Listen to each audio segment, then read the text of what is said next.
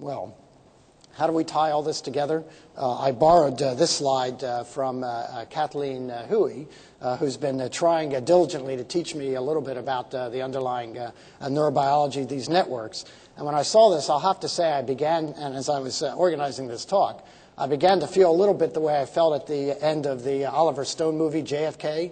You know, when the conspiracies start coming fast and furious, and, you know, maybe it was the CIA, and, you know, maybe it was the Cubans, and, oh, well, maybe it was the Teamsters, and, you know, you're not really quite sure what's going on, and my guess is you may have the same impression as we're going.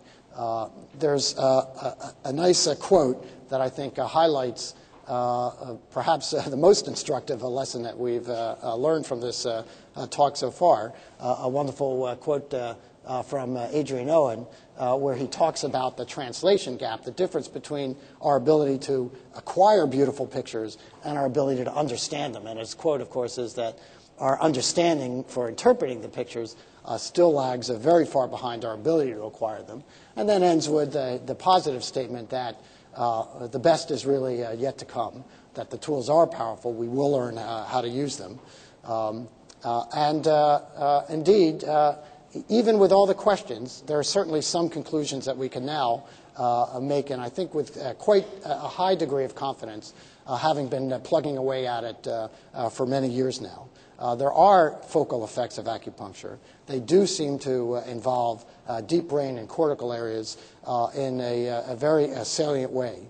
The early brain response seems to be related to these areas and is definitely connected to this chi sensation, and is distinct from other kinds of physical sensations, simple sensory responses or painful stimuli.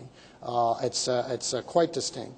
And what we're left with is, of course, is how these early modulations in the limbic system, perhaps in dopamine, relates to then subsequent interactions with other neurotransmitter systems, and how those all relate to how acupuncture may have long-term effects on the brain, which ultimately are more related to the kind of therapeutic effects that acupuncture has been purported to show.